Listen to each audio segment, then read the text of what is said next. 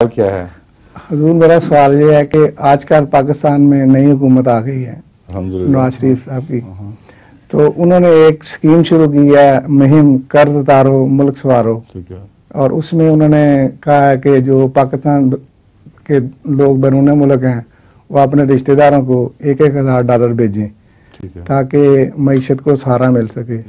تو میرا سوال یہ ہے کہ کیا ایسا ممکن ہے کہ اس سے معیشت کو سہارا مل سکے، اور کیا اس سلسلے میں حضور کی رائے ہے؟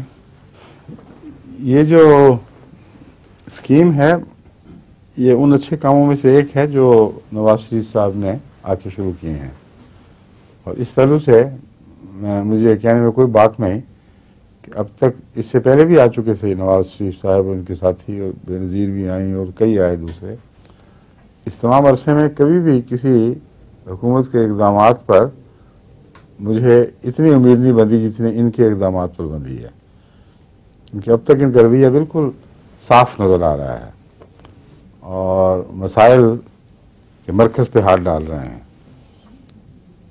ابھی کچھ نہیں کہا جا سکتا کہ ان کے ساتھی کس حد تک ان سے وفا کریں گے، مگر ایک امید ضرور ہے کہ چونکہ ان کو اتنی بھاری اکثریت حاصل ہو گئی ہے اسمبلی میں، جو تقریباً اتنی بھٹو صاحب کو ہوئی تھی، تو انہوں نے پھر اپنی من مانی سب چیزیں کروا لی تھیں، کیونکہ جب کثرت ہو جائے پارٹی کی تو پھر ہر ممبر کی اپنی حیثیت اتنی ہی گھٹ جایا کرتی ہے، اور وہ پھر نخرے کر کے زور دے کر منسٹریاں نہیں حاصل کر سکتا، نہ زبردستی سے اپنے کام کروا سکتا ہے۔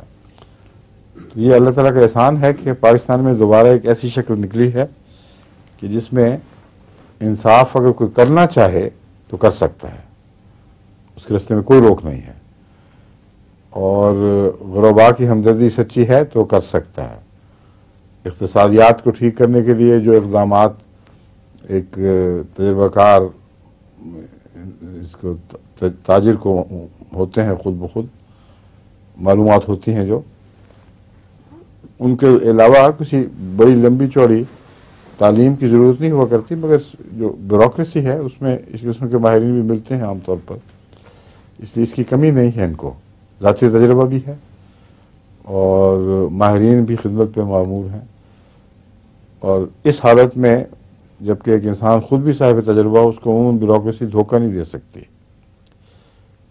ناواقف کو دے دیتی ہے۔ خطرہ یہ ہے ان کے متعلق کہ ان کو زراعت کے متعلق نہ کوئی دھوکہ دے دیا جائے کہ زراعت میں یہ تبدیلیاں کر دو، لیکن تجارت میں میرا نہیں خیال یہ مار کھائیں کسی سے، جی ایکسپرٹ ہیں۔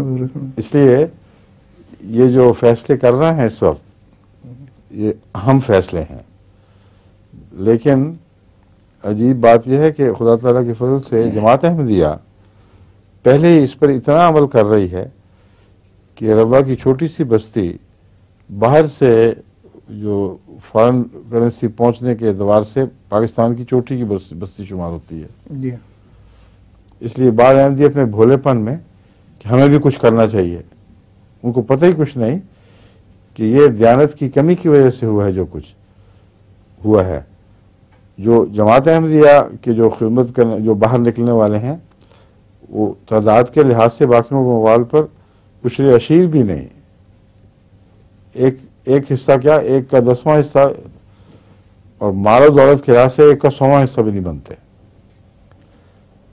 اور یہ سارے لوگ جو باہر بیٹھے ہوئے ہیں یہ اپنے سرمایہ باہر سمیٹے بلکہ وہاں سے ادھر منتقل کر رہے ہیں۔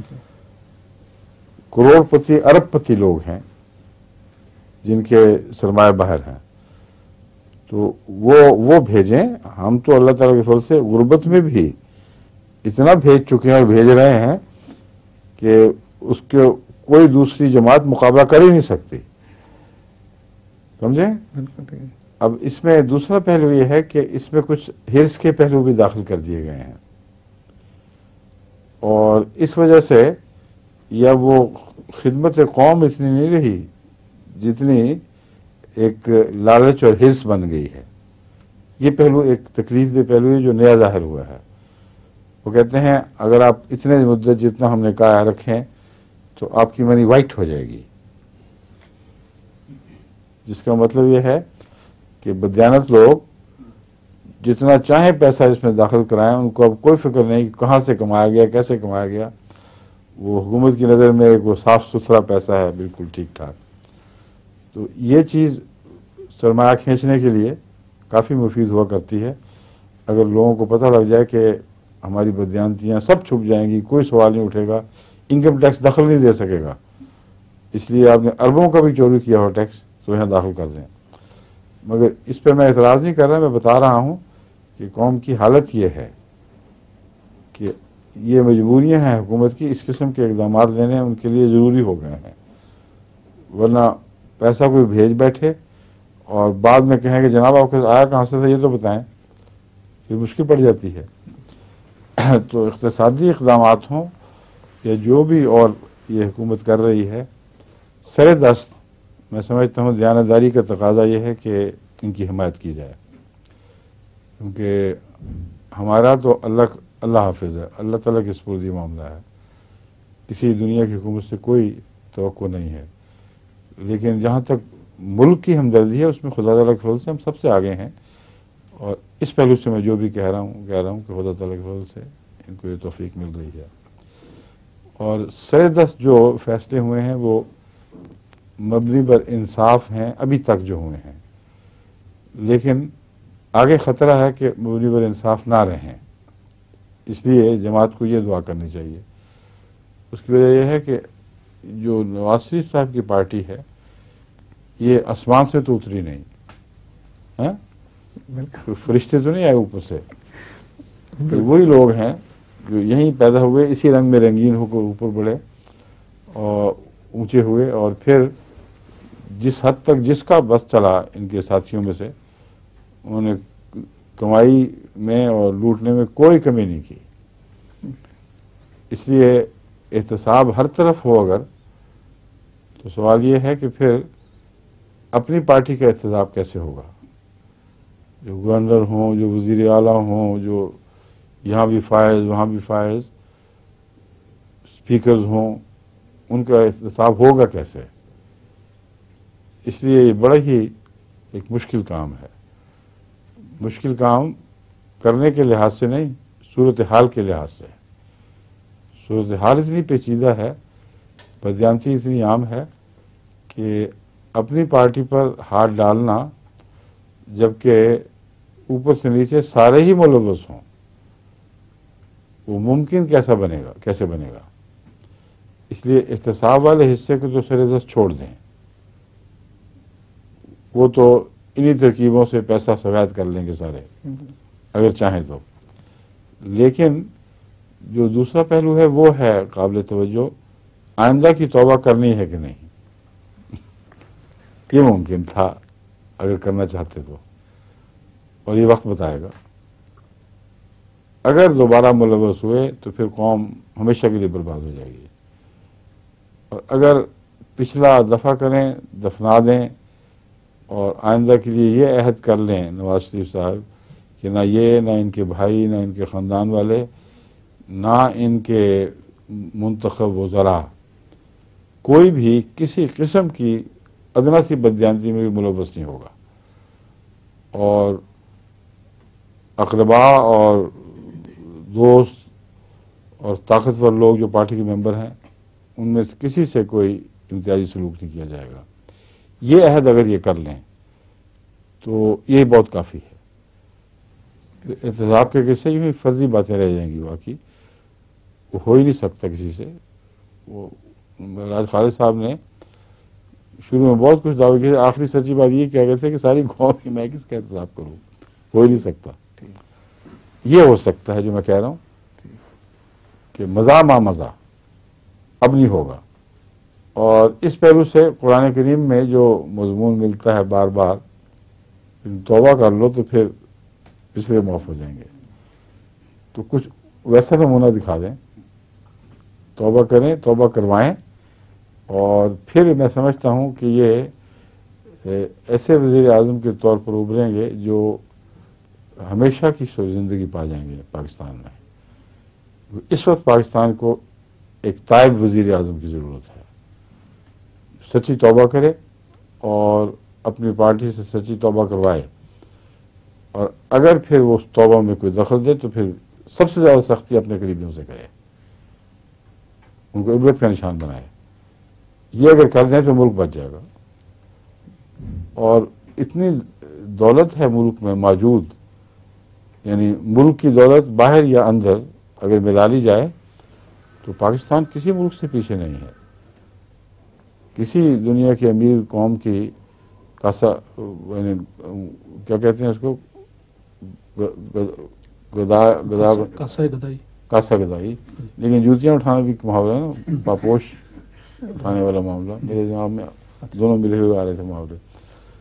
تو کاسا گدائی کی بھی ضرورت نہیں، یعنی کشکول اٹھایا ہو اور مانگنے، اور نہ جوتیاں چاٹنے کی ضرورت رہے گی. جتنے تیسری دنیا کے ممالک ہیں وہ بددیانتی کے ذریعے حکومت کر رہے ہیں. جتنی بددیانت قوم ہو اتنا ہی زیادہ وہ اس پر حکومت کرتے ہیں، اور بددیانتی کے ذریعے قوم ساری غریب ہو جاتی ہے. افراد امیر ہو جاتے ہیں، قوم غریب ہو جاتی ہے، سڑکیں برباد ہو جاتی ہیں، گھر اچھے ہونے شروع ہو جاتے ہیں. جو پاکستان جا کے لوگ آتے ہیں کہتے ہیں بڑی خوشحالی دکھائی دے رہی ہے، لوگ کہتے ہیں غریب ہو گیا، ہمیں تو کہیں غربت دکھائی نہیں.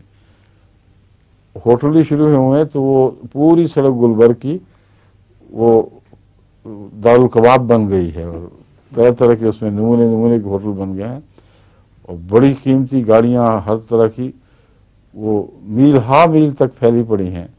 روزانہ شام کو مہنگی سے مہنگی چیزیں خریدتے ہیں، مہنگے سے مہنگا کھاتے ہیں، اور کثرت ہے ہر جگہ. لاہور شہر کھانے میں ہمیشہ سے مشہور ہے، کسی حد تک گجرانوالہ بھی بدنام ہے لیکن لاہور ہی اس کو کہتے ہیں، اس کا جواب ہی نہیں. کوئی شہر مقابلہ نہیں کر سکتا. کراچی میں بھی اور کس قسم کے کھانے ہیں، مرے ہوئے گدے کا گوشت بھی بک جائے گا، سب چیزیں چل جائیں گی، مگر اچھا کھانا اگر کسی نے کھانا تو لاہور جائے. ہر پہلو سے صاف ستھرا اور عمدہ کھانا، جتنا صاف ستھرا ہو سکتا ہے پاکستان میں. تو وہ کہتے ہیں اتنی عیاشی دکھائی دے رہی ہے کہ سمجھ نہیں آتی بھوکے کو نا، فقیر بھی 5 سے اور یا 10 سے کم لیتے ہی نہیں، دھڑلے سے مانگتے اتنا دو. کہ میں سڑکیں ٹوٹی ہوئی، تنگ، مصیبت پڑی ہوئی ہوتی ہے. ایک میل سفر کے لیے بعض آدھا گھنٹہ لگانا پڑتا ہے.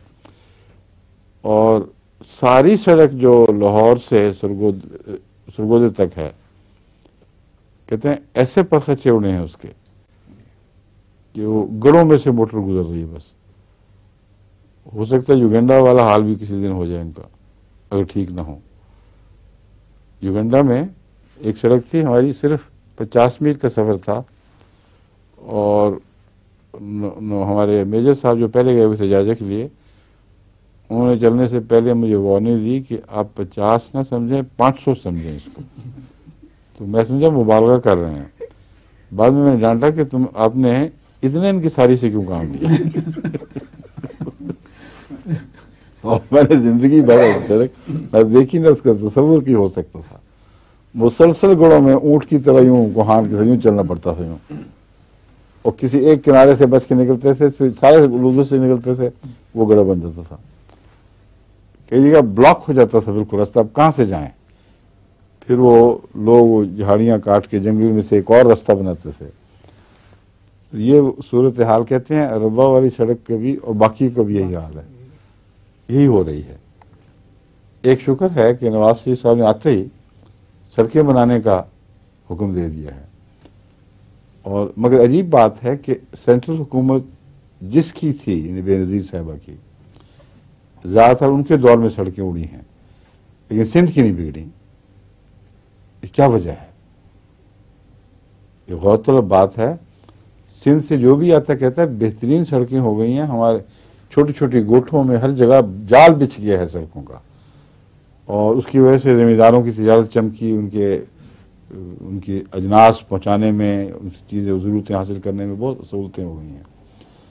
تو کیا وجہ ہے؟ یا وہاں کے وزیر اعلیٰ بہت منصف، قوم کے حق میں کم سے کم سچے تھے، اور پنجاب کے وزیر اعلیٰ جو بھی ملے وہ ظالم ہی ملے کہ اپنے ملک کی ہوش ہی کوئی نہیں. یا پھر مرکزی حکومت کی کوئی پالیسی ایسی تھی جس کے نتیجے میں پنجاب کو برباد کیا گیا ہے. تو جو بھی صورت ہے اس پر بھی غور ہونا چاہیے. ٹھیک ہے. ٹھیک.